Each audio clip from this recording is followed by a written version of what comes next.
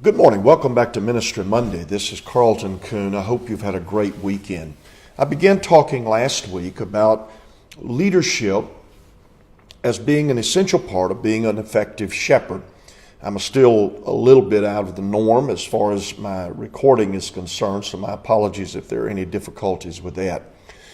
I think a neglected aspect of this idea of being a leader and gaining influence is found in the word longevity. I've read that a pastor does not begin to be truly effective until he has led a congregation of people for 6 years. Influence does not come suddenly. The ability to trust people who influence us for change is not a quick thing. Trust can't be purchased down at the local 7-Eleven. It's purchased by being worthy of trust. Trustworthy. Are you trustworthy? People don't know that in a week. They don't know that in a month. They seldom know it in a year. I've watched at times when someone follows a veteran pastor into being the leader of a particular congregation.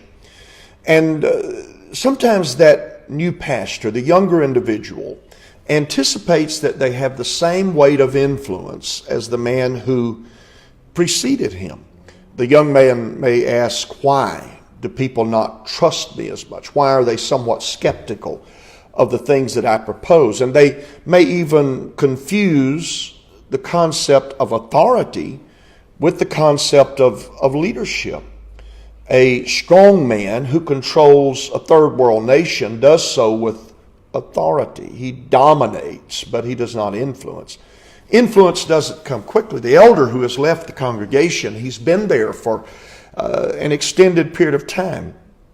The young fella could say, but I have the office of a pastor, and influence comes with the office. And therein is an inherent understanding of leadership. Opportunity comes with office. Influence comes through consistently doing the right things for an extended period of time. And that's where longevity comes in. Now, I don't want to be misunderstood. Longevity is not just living a long time or being in a particular role for a long time. Some people serve for 15 years, but they don't progress for 15 years. Instead, they repeat the same 1 year for 15 years in a cycle. It's as though they're going around a racetrack and the circle is never ending, but there is no destination in mind. The objective is to simply travel. The New Testament word for that found in the book of Acts is an untoward generation, a generation without direction. Israel, 38 years of busy, but no promised land. That's not the longevity that any of us desire. It's not what I'm talking about. Instead, it's the longevity of a sustained vision, the longevity of work that builds line upon line, precept upon precept, beginning where we are, but moving this group of people and moving the individuals within this group of people to become something more for God than what they were when we began this journey. So the things I'd like for you to think about this week, these all having to do with longevity in gaining influence. The first is this: are you dedicated to investing the time necessary to gain influence with the people who God has put in your life? The second that I want you to think about critically is this: are you simply busy circling the track? As a leader, not just what we want to do this year, that's activity, but where do we want to go? That's moving people toward a destination. Are we thinking 5 years ahead? What do we want to build? What do we want to buy? What do we want to develop? What ministries do we want to be accomplishing? People will follow someone who has a vision that they can explain.